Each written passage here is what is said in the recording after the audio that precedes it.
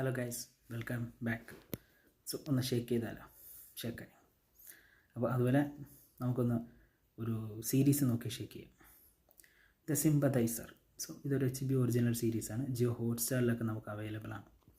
So ഈ ഒരു series ഒരു ഡോക്യുമെൻ്ററി, ഹാഫ് ഡോക്യുമെൻ്ററി ത്രില്ലർ ജേണലിൽ വരുന്ന സീരീസാണ്.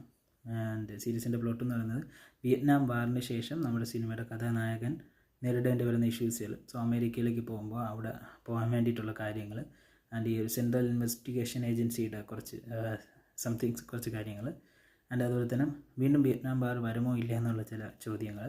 അങ്ങനെ കുറേ ഇഷ്യൂസിനും കാര്യങ്ങളൊക്കെ ഇതിനുള്ളിൽ നമുക്ക് സംസാരിക്കുന്നുണ്ട്. ഇതൊരു സ്ലോ ബേണിംഗ് ലെവലിൽ പോകുന്നൊരു സീരീസാണ്. സോ അതിഷ്ടമുള്ള ആൾക്കാർക്ക് മാത്രമേ ഇത് കണ്ടാലും എൻ്റർടൈൻമെൻറ്റ് ചെയ്യാൻ പറ്റൂ.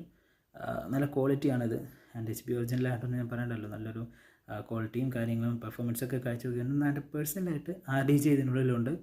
സോ പുള്ളിക്കാരൻ്റെ പെർഫോമൻസ്, ക്യാരക്ടറൊക്കെ അടിപൊളിയായിരുന്നു. സോ ഒരു വൺ ടൈം വാച്ചബിൾ ആയിട്ടുള്ള ഒരു കുഴപ്പമില്ലാത്തൊരു സ്ലോ ബേണിംഗ് സീരീസാണ് ദ സിമ്പതൈസർ. കാണുമ്പോൾ നമുക്ക് കുറച്ച് സിമ്പതി തോന്നും.